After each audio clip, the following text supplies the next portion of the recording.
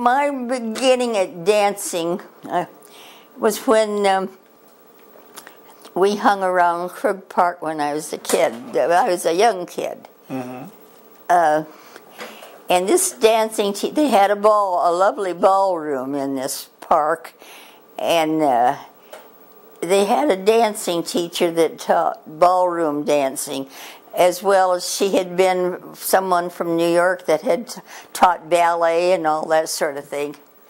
And she, in order to get a class started, a dancing class started to make money, she hauled in little kids to dance, to teach them some little dances.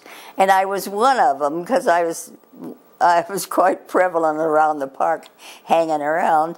And she, I guess, and she put on a little show then on the ballroom for a couple of nights, using a couple of the students that she thought presented a good dance, and I was chosen as one of them. And so I had a partner, and I was the boy partner because I had the costume that I had, and we danced for a couple of nights for the show, probably Friday and Saturday night dances when they had the crowds. And so that was my beginning. And for a little while after she got her own studio, which was just within a short time, she had me come, giving me free lessons. And because we couldn't afford anything else. So I used to go on the streetcar down to Omaha on Farnham Street, where she had her studio, and I did that for a while, not too long, but that's where I got a little bit of training in how to dance. Well, then from then on, there was nothing dancing about my life at all. It was, that's where it stopped. And then when I met Dorothy, she was taking dancing lessons, and she coaxed me to come down and watch. So I went down and I watched. In the meantime, whenever the gym teacher in high school had something in a dancing thing, I was always chosen to be in, one of their dances, because I had had a little dancing experience, and so I wasn't rough in my way I was dancing. So I used to go down with her and watch her and then imitate what she did. And I could do all the things that she did because I was watching.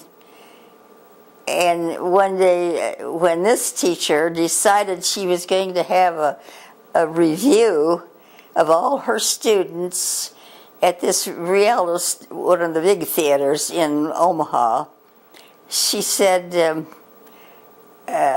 she could use me in that, because she wanted to use the partners between Dorothy and I, because she'd had us do certain things together before to see how well we worked together and all, and not charging me for it. So I was able to get there again. I was lucky. I didn't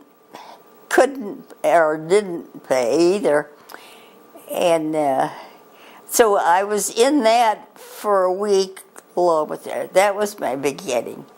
And then somebody called at her studio because they were looking for some talent to put into their show that they were starting, and that happened to be Otis and Walter, the two men. They were singers, and so they came and we performed for them, and they liked what they saw and decided to hire us as a team. So that's when I left, you see, and that's why I didn't want to stay when Ed was so persistent, because that was something, that seemed like I should do. I had to do something that I liked and wanted to like.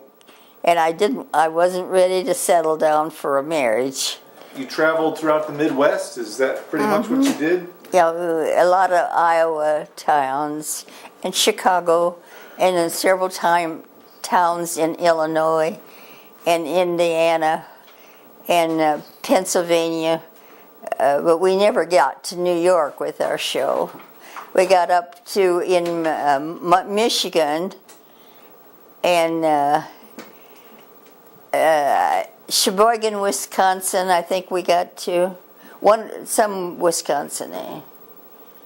So we, you know, it was mostly Midwest and no southern states. And of course, then the act broke up, and we didn't go any further than that. And Walt and Dorothy left for California right shortly after they were married. So that's how come I got into the show business. I enjoyed every minute of it. I was always glad that I did do it, but I was always glad that Ed waited for me. I could have lost the best guy in the world, but he waited for me.